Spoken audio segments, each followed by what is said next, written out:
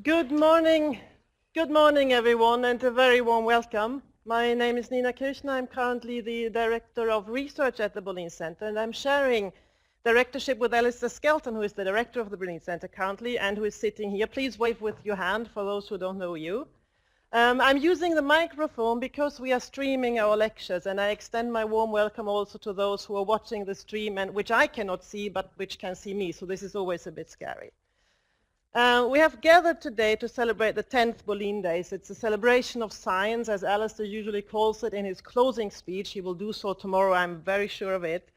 And Alistair and some of the research area leaders and myself, we have the pleasure to guide you through the program in the coming 2 days. It will be science, and it will also be a social event ending with a famous dinner and the Kaylee.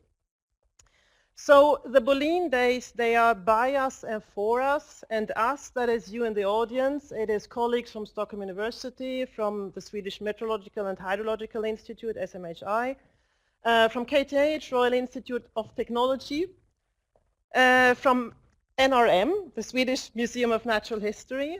Us, that is also guests from far away. We have Professor Karen Kofeld, Professor Øystein Jansen, and Professor Ray Pierre-Humbert. This is our External Science Advisory Board. And we will be joined tomorrow also by Professor Diliang Sheng. Us, that is also colleagues from the MERGE strategic research area hosted by the Faculty of Science at Lund University. They will join us tomorrow, as will representatives of the House of Science from Stockholm also joining us tomorrow. And I would like to extend an especially warm welcome to those colleagues who actually initiated the Bolin Center back in the days, because without you would actually not be standing here. And I've done this in an alphabetic order. So thank you to and welcome to Anders Moberg, which I have seen, Barbara Wolfand, Gia Destoni, Gunilla Svensson, Henning Rode, Jan Backman, Johan Kleman, Margareta Hansson, Martin Jakobsson, Mikael Sandström and Örjan Gustafsson. Yes, there you are. So the program this year is exciting, and we haven't organized it according to research areas as we did in previous years, but we have organized it by topics. So please stay the whole 2 days with us, because it can happen that something that is just particularly interesting for just your research can appear in any talk, in any of the sessions, on any of the 2 following days.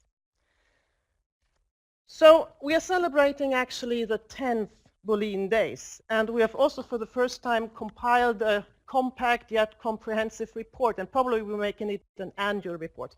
We have plenty of those outside. You can grab them and browse through, but a 10th anniversary is always an occasion to both look back into the past, inform about present ongoing activities, and also to look into the future. And the present-day activities that we'll present shortly in this opening sessions, they concern the Bolin Center database, Anders Moberg again.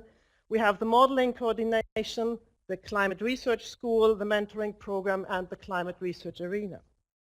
But actually, Henning Rode will start in a few minutes this opening session with a presentation about Bert Bolin, the man the center is named after, and the early days of the Bolin Center, which at that time went under the name SUCLIM, and that stood for Stockholm University Climate Research Center. And our original plan was also to have Johan Kleman here today. Johan Kleman was actually the first director of the Bolin Center, and he was supposed to give a talk, but Johan had to cancel his participation on very short notice. So in case that Johan is watching the stream, I would like to say just a couple of words to Johan, because Johan, really, the plan was that you should be here today with us, and I would have been honored, and it was my pleasure to open this special session with just you, Johan. And I understand that you're not here, but I miss you on this occasion, really. It would have been nice to have you here. I'm sure that other people in the audience miss you too on this occasion, and I hope that you're back in the office very, very soon.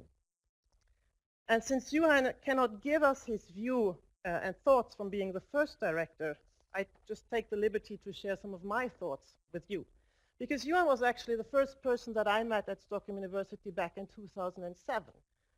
I was on a holiday visit to family in Uppsala at that time, and I was not particularly eager to go back to Germany and to the job that I had at that time. I was doing large-scale numerical models for durability of axles in trailers operated by cargo companies on European highways.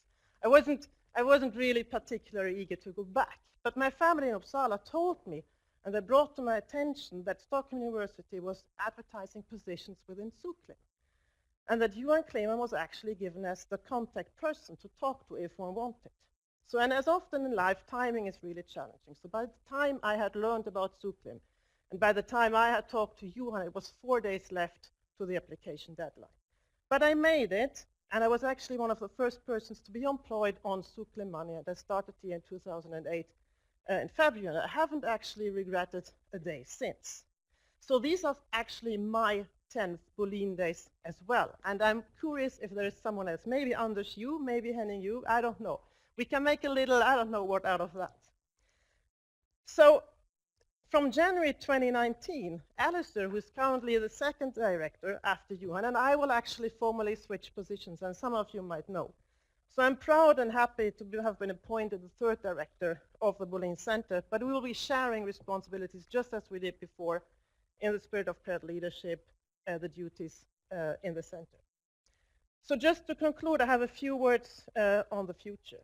The Bolin Center has grown to a really large academic organization, actually with a much broader focus than was originally outlined in the Zooklin application. At the same time, we face a challenge to provide society and stakeholders with advice. And I know that this is a vague word and a huge topic. But in the Bolin Center, we have gathered competence on almost all aspects of climate science, and competence can, on an abstract level, be defined as the product of knowledge, strength, and skill. And I think that the Bolin Center has this competence in climate science. What society is asking from us is a new level. We need to go up to a new level, and this new level is application. And you can define the product of application and competence, so skill, strength, and knowledge. That is the ability. This is the new level that we have to achieve, at least to take some of the responsibility that society is asking from us. And this is an external pressure, an external force that we have to react to, like it or not. And in that process, we may need to broaden the focus of the Bolin Center even more. And I see some people nodding, and I see some people shaking their head. I know that this is a controversial issue. I know that there are diverging opinions in the Bolin Center on this topic, but I believe that diversity is actually an asset. From my own experience, I'm trained as a mathematician. I did a PhD in rational thermodynamics. I think diversity is an asset if you combine it with values such as commitment, patience, trust, respect, and dedication in striving to achieve a common goal. And this is what I've learned from my work life. And as scientists, we have the privilege to add one more component to this mix and to the science that is growing from it. We can enjoy it, actually. And this is exactly as Bert Bolin said in a talk that he had with the Swedish Research Council in 1969. And I've stolen this from your presentation, Henry. Bert said, we scientists aren't just here to enjoy ourselves with what we think is fun, because we can do that anyway. But we also have a responsibility to see what the societal implications of our science are. And in that spirit, I will conclude wishing you both inspiring Bolin Days 2018, and I'm looking forward to continuing discussions with all of you until the next Bolin Days and beyond. Thank you very much.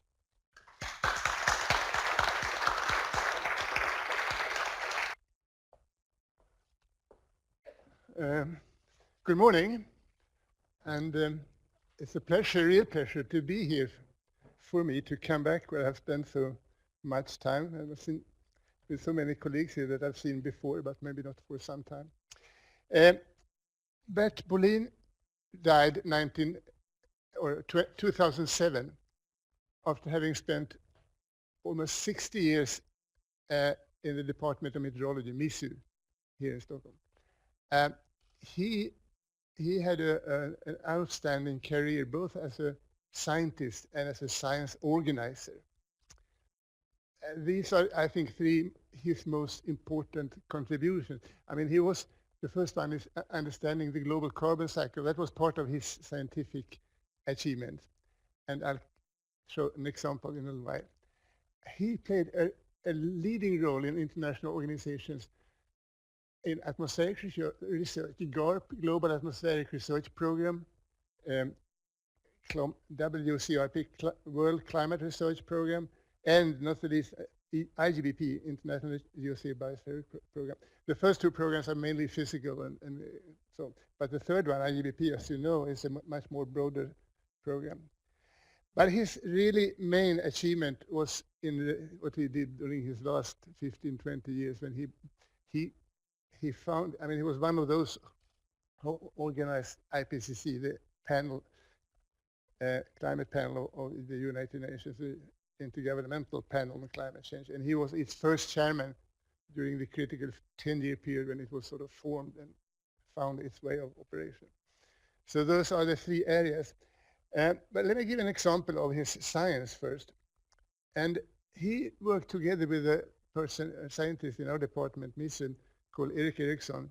And the two of them formulated a model which was very new at that time, where they really explicitly calculated the exchange of carbon dioxide between the atmosphere and the ocean, including molecular processes at the exchange. And they used that model to predict how much the CO2 concentration would be in the year 2000.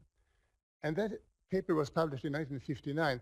And at that time, David Keeling had just started his famous measurements from Mauna Loa in Hawaii.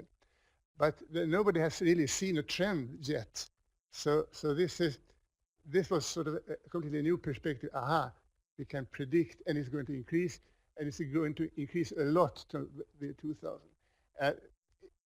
The 35% increase observed happened to be in the range that they predicted. So that was a really innovative study. I quickly jumped to the end of Bert Bolin. I mean, just before he died, he wrote an article, en debattartikel i Svenska Dagbladet, together with Bo Kjellén, whom many of you have met here also. And what they said, I mean, the message can be summarized in this headline. Serious but not hopeless. Allvarligt men inte hopplöst. That was the headline in the debattartikel. And I think this is if you want to remember something about Bert Bolin, remember that message, that legacy. The paper was submitted to Svenska Dagbladet just before New Year. He died the 4th of January. When it was published, he had already died. So it was published after his death. Now coming back to IPCC, these are the first three main reports of IPCC. They were published in 1990, 1995, and 2001. And these are the really central statements in these three reports. In 1990, this says the size of the warming is broadly consistent with predictions of climate models, but it's also the same magnitude as the natural climate variability. So you can't really say that you see the anthropogenic signal. In 2001, if I jump to 2001, the conclusion was most of the observed warming over the last 50 years is likely to have been due to the increase in greenhouse gases. In 1995, at the meeting in 1995, there was a balance. Some of us attended that meeting, and some of us felt that we had to make a statement more like the 2001 statement, whereas others, especially from the Saudi Arabia and other countries, they really wanted to stay with the 1990 type statement. And then when it was a deadlock in the discussion, so what the chairperson, John Houghton, he decided let's take a break, coffee break, and out went Bert together with a small group of the main proponents for the different opinions.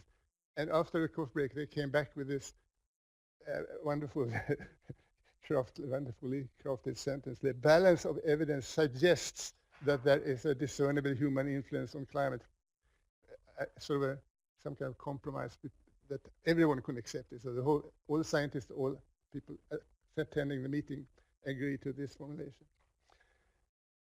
There was an example of Bert's fantastic skill, diplomatic skill, or skill in really conveying his understanding of what really went on. I have to, I mean, maybe a bit biased here, but I have to mention another contribution to IPCC during the early days. There was a new perspective, an estimate of the negative forcing on the cooling due to anthropogenic aerosol particles, sulfate, mainly sulfate aerosol particles. That was something that we published here in 1990. That became a central part of the two first IPCC reports, and that changed the perspective. Climate change is not just forced by increasing greenhouse gases, but it's also forced by cooling by aerosol particles. And it's been nice to see that that line of research has continued, at least at MISI and what then called ITM or ACES, or I don't know what it is called today, this department. So it's still, the problem hasn't been solved. I mean, there's a lot of question marks here.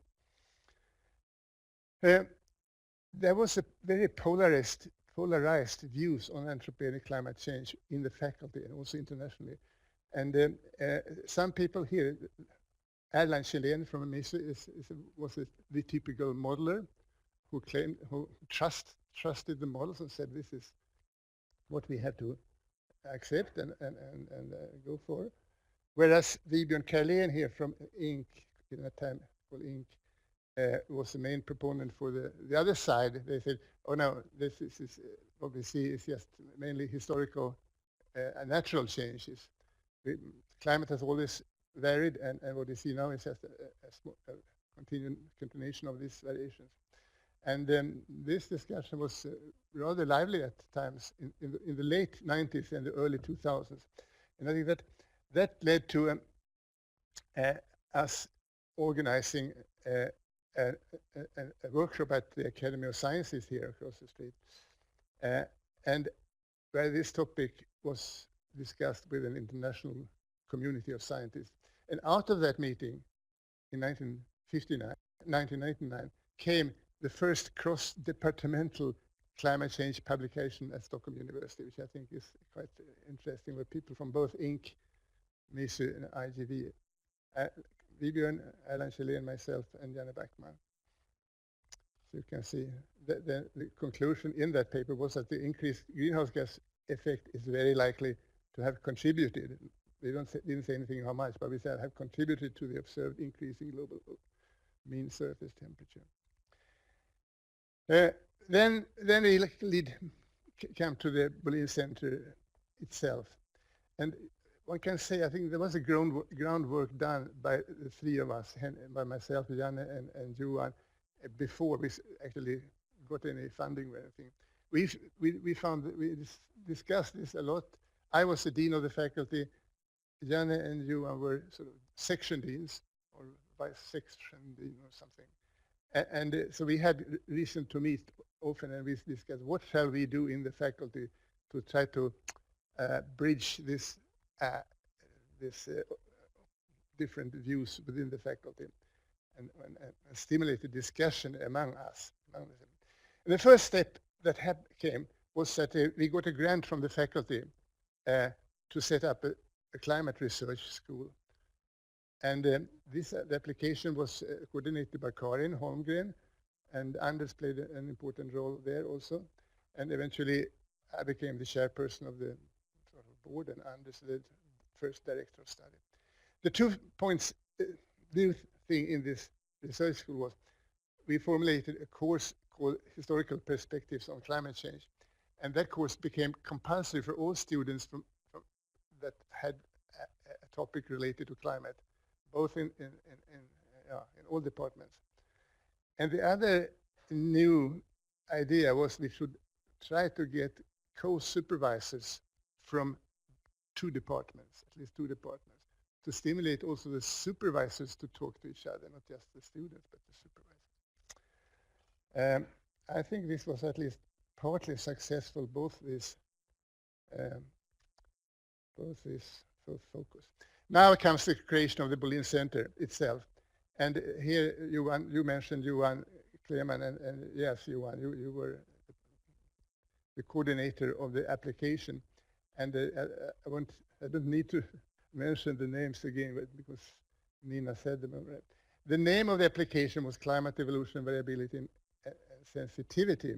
And it gave us a so-called Linnaeus grant from the Vetenskapsrådet, the Science Council, Research Council, of 120 million crowns spread over 10 years. So it was quite a big grant. Okay, I'm almost done. So that was the start. I can say Bert Bolin's name is not on that list. You may notice. And why didn't you include him? He was, I mean, after all, the real senior vice man. We asked him, and he said, no, I didn't want to participate. This is your, I'm not going to live with this program. It's your program. But I have one advice, he said, and that is that you shouldn't focus too narrowly on physical science parts, but also include social, I mean, biological science, and even social science, economy, etc. And we had a discussion about that, and we said, oh, well, no, we probably shouldn't do that, because it will dilute the focus. So we decided to leave that out. But I have noticed now that some of it has actually come back to the Bolin Center, which I think Bert would have liked that. So in 2008, it changed to Bolin Center for Climate Research instead, just after the year after he died. And then there was another major grant from the Formas, another research council, 18 million crowns given to us for climate modeling. And Johan wrote an application, but it was Gunilla Svensson who actually ran that program and was in charge of it. And I should have had a picture of her also. I'm sorry it didn't come in here. Right. This is the scientific rationale of the Bolin Center, the 5 scientific questions that was to be formulated. It would be interesting to see how far you have come in answering this question now. I will see this during these 2 days. Thank you very much.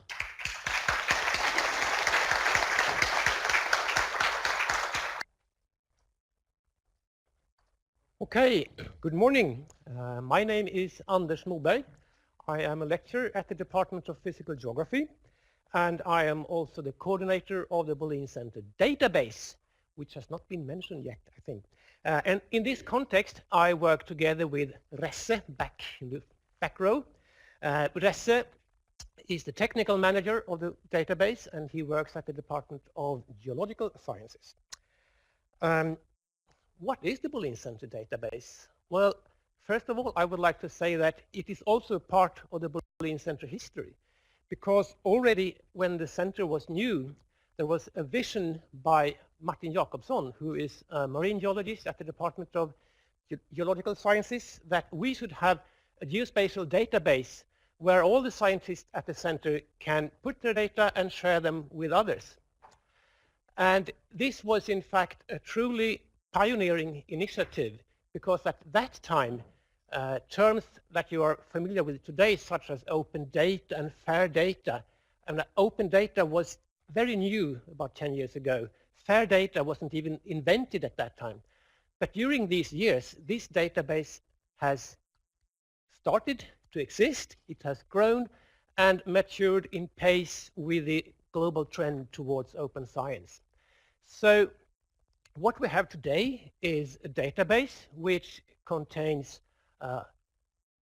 data from the climate system and the Earth system, from basically all the departments within the Bolin Center, and also from other departments, and even some of them outside Stockholm University.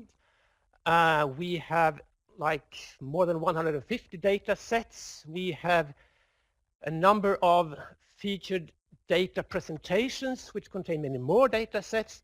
You can search for these data, etc. It works like a data repository, like many others that you can also use.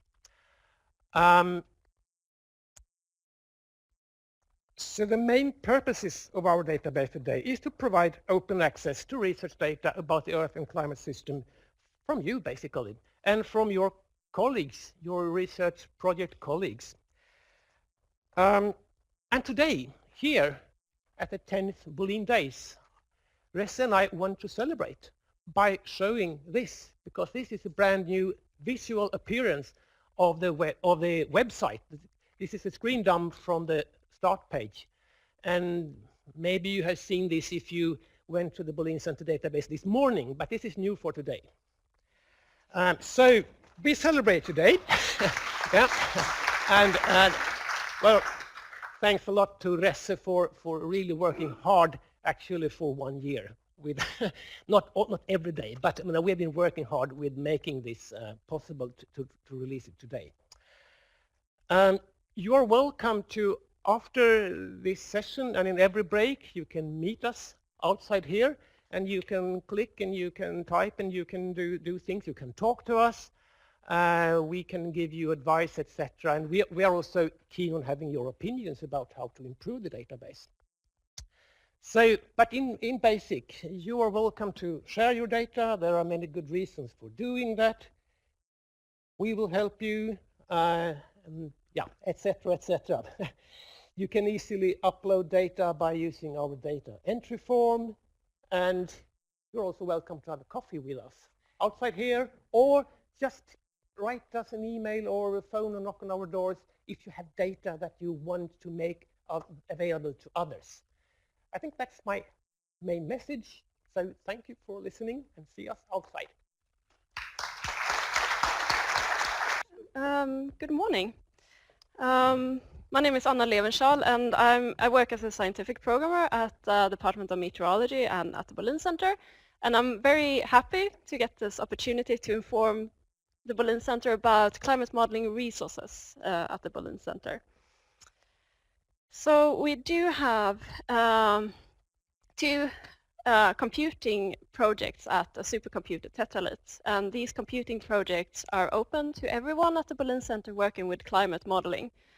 We have one large computing project for running climate models, where we have a lot of core hours, and we also have a post-processing and analysis project, which has storage also. And if you are interested in using these projects or want to know more about how they work, or if it really suits your type of work, you are very welcome to contact me and ask for more information, and I will also help you how you get access to these resources.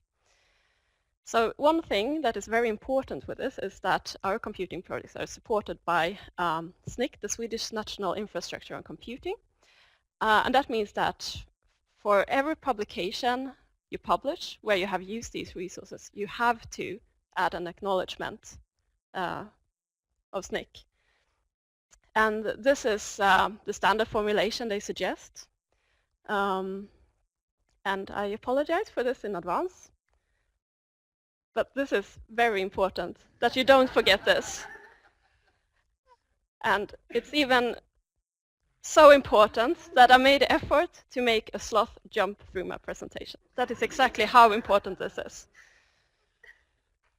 So, I have some other exciting news about the models that are used within the Bolin Center, Easy Earth and ORSM, global climate models. They are getting ready for the CMIP6 simulations or project, the model into comparison projects. And the models are mostly finished. They're still working on some final tuning. So there are no frozen versions of these models yet, but they are working on like final tuning efforts. And setting up pre-industrial simulations. So for Easy Earth, there are actually two candidates that are still working on and seeing which one is going to best, and do pre-industrial simulations for both of them, and still continuing with some tuning efforts. And after a very long period of a lot of technical work and tuning work, they are switching gear to more science-focused work, which will be very exciting. And actually, there's been discussion within the Easy Earth consortium that they should try to make a joint effort on mitigation studies. And I think this is the right time if you want to join the Easy Earth community and work with this model. There will soon be a CMIP6 version. They will run all the CMIP6 simulations, and there will be,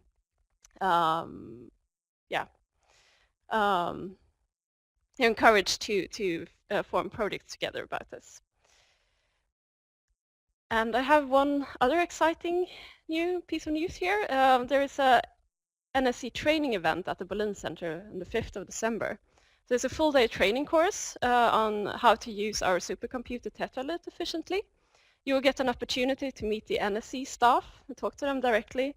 And yeah, it's on the 5th of December. And please sign up on NSC homepage so we know how much coffee we should make for you. And I will send out a reminder about this also soon. And if you have questions, you are welcome to email me, and I will also have a booth outside here next to the database. And you can come and talk to me. Thank you.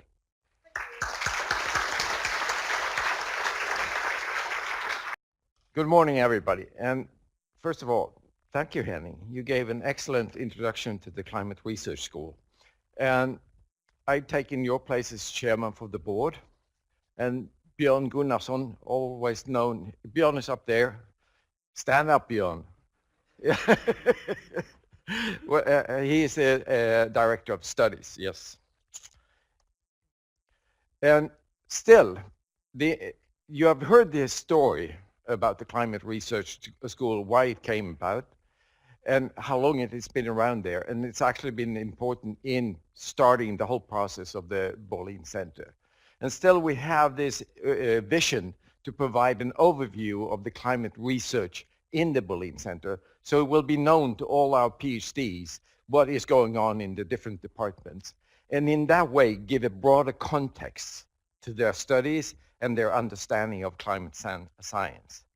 And we're doing that through several different activities, actually. We have now, since this year, a master in climate science, where we give 5 basic courses within 5 different departments to guide them so they get the basic concepts of climate and climate research within the different departments. And in that way also get a much better understanding for the climate on the long and the short and the future climate and how we actually calculate that or estimate that.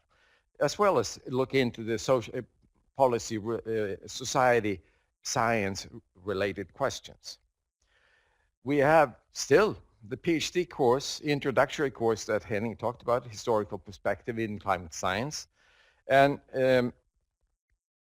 that has been given usually between 5 to 15 students a year all during this year. So it's quite a few students that went through it, and it's really giving the basic concept as well in getting this network growing between the PhD students in the Bolin Center. We have summer schools. We have one summer school ourselves that actually takes place at Abiski most of the time. And we also had a cooperation with other organizations that giving summer schools, so we get quite a number of summer schools. This year we have had 2 actually. And then we have a whole set of these tool courses, as I like to call them. How to learn to write scientific writing, proposal writing, visualization of data, apply statistics, programming. We're trying to provide those courses for the PhD students really to be able to do their science. And we are also financial support for participation in mainly external courses these days. It used to be also on visiting and participating in conferences. About 300 or more than 300 has actually gotten the support from Bolin Center up to this day. We have some news actually that happened during the year. We have got a cooperation with the social science, thinking about what the Bert said once. It actually emerged this year, developing interdisciplinary courses now that will take place now 2019. Historical perspective, we have invited social scientists to teach a quarter of that course, really to get the policy-related questions and understanding for the importance, how the society actually respond to science. And we'll have teachers from the Bolin Climate Research Center, Research School, sorry, to teach in one of their PhD courses over at governance science. And Kevin Noon is developing a new course called Anthropocene that will be open. It's developed in cooperation with social scientists and will be open for the social science PhD students. One thing that we are still working on that it has taken some time, unfortunately, is really to incorporate the new research areas 7 and 8 and the department deep and zoology. And we are discussing that in the board, really, how we could get more emphasis on this part of the climate sciences. That's it. Thank you. All right, thank you very much. I'm Agatha de Boer. I'd like to talk about the mentoring program of the Bolin Center. It used to be called the linking program in the beginning, but then we always had to say the Bolin linking mentoring program, and so we just skipped the linking. Yeah, they developed around 5 years ago, I think, in a SAG meeting, Science Advisory Group meeting. Idea was mentioned that it might be very nice to have a mentoring program in the Bolin Center, and then myself and Malin Schilander, I don't know where she is, there she is, we sat together and volunteered to develop and run this program. And so we are sitting together and thinking about, you know, what could be the important things. One important thing, we want to make it voluntary, because some of the people in the Science Advisory Group said, oh, students are already getting plenty supervision, they wouldn't need this, and so on. So we said, okay, well, then those that don't need it don't need to sign up, and only those that feel that they could use it can sign up. And then we will run it, and we will see if there's interest.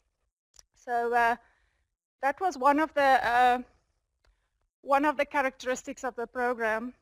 Is this a pointer? Anyway, there. That it was voluntary. And it runs annually from the Bolin Days. We sometimes make people contact us in the middle of the year, and we try to help them if we have spare mentors.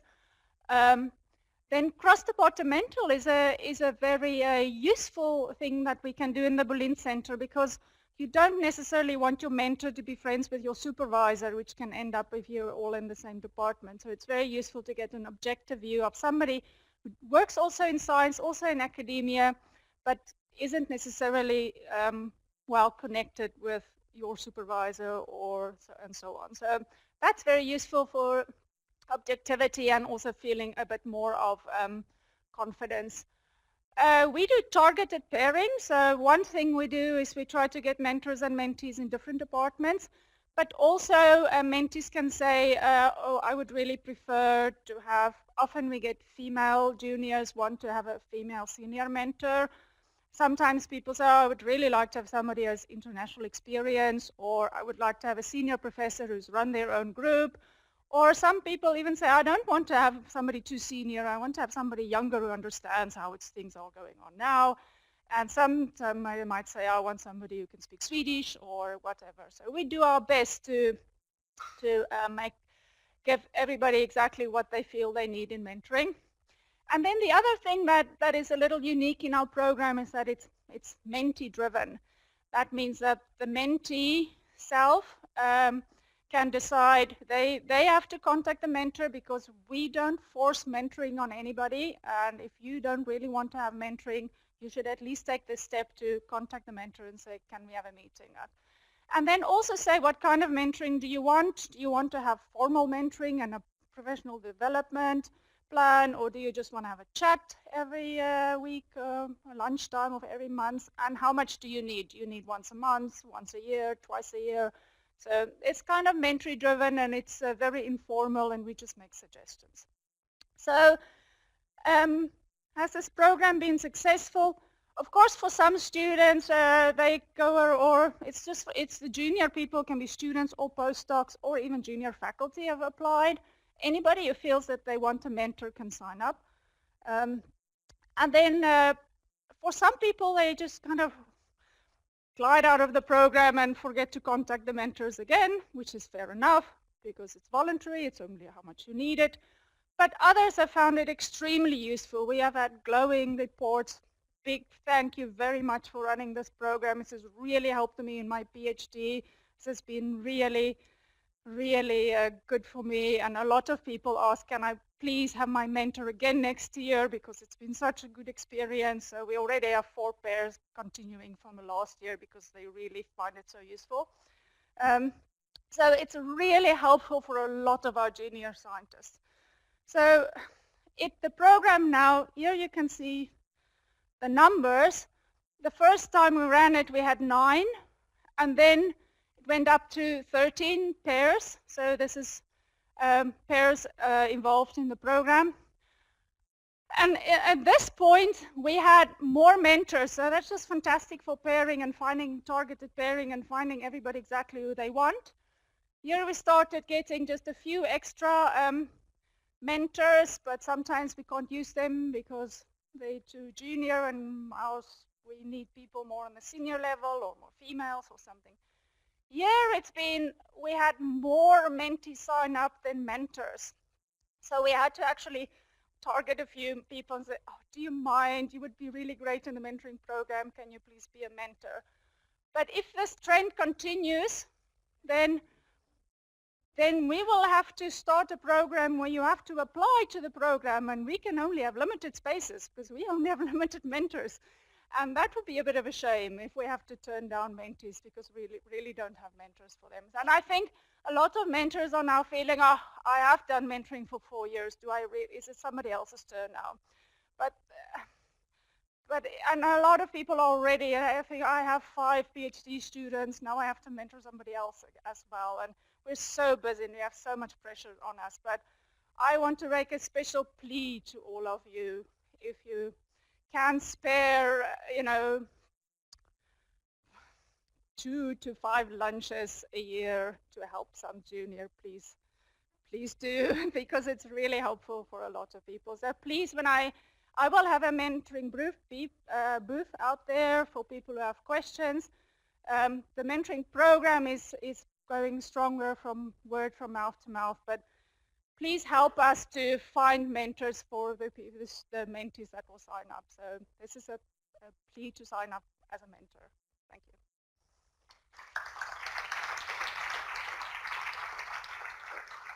Hello, so I'm Elizabeth Decker, and I will present the Bolin Center Climate Arena, which I'm one of the coordinator for. And we have also Pierre Bodin from the Samverkansavdelningen, the section for the external contacts, who also is a part of the project. So, what is the Bolin Center Climate Arena? It is a meeting place between scientists and external partners. And the Bolin Center can contribute with knowledge about the climate. And the external partners can contribute with ideas how this knowledge can be applied. And this will be a contribution to the Bolin Center's goal of creating and communicating climate science. We started up in May this year during the Climate Festival. We had a workshop together with the external partners involved in the festival. And there we ended up with 13 external partners who had a need to collaborate around climate-related questions. And we had during the workshop we had some questions, and the partners' need was to share experience and ideas and to have access to current climate research. So, who is already involved? We have some researchers connected to the project. We have Kevin, Sarah, and Soima. And the external partners involved in the Climate Festival workshop. We have some of them of Stockholm City and Max Burgers, and we have some of the smaller companies as Snowflake Educations. So, we want you to get involved. And why should you get involved? Your research is important. And the Bolin Center, the Climate Arena, can put you in contact with the external partners. And the external partners can help you put your research in action.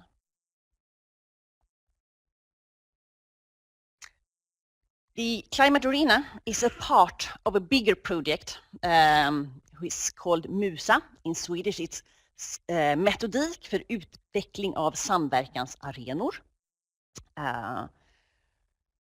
This is already founded by Vinnova. And it's coordinated by Stockholm University, by the samverkansavdelningen where Pierre is the part of.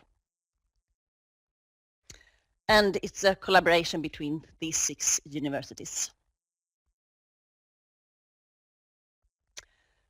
So the project is about to finding a method how to develop these kinds of arenas with the external partners and the university. So, more information. You are welcome to ask me questions if you want to get involved, if you have partners, external partners that maybe want to be involved. I will be around during the days, Pierre will be around. So you're so welcome to ask me questions or send me a mail. Thank you. This is a really interesting program, and I was wondering if the Bolin Center provides any matching funding to develop the partnerships and allow there to be cooperative research between the partners and researchers. No, it's not, no such money involved in the project. But so the project is more like creating an arena where we can establish the cooperation between the external partners and the university and then it can the outcome can be some financing and so on, and project together, but it's nothing from the university. Could you pass the microphone? Oh, it's there. Alistair has a comment. I just want to add regarding the MUSA project, it's the beginning, and we're putting an application in this year for that kind of funding. So we don't have that yet. This is a development project to see how we would get arenas started up, but to get money, that's obviously a big priority. All right, I'll take this one shortly. I don't think this clock is exactly right, but I think we're pretty good on time. And I want to thank all the speakers of this opening session, and I know that fika is waiting outside. So please enjoy the fika, go and talk to people at the booths, and then we're back here in half an hour at 10:30. Thank you very much.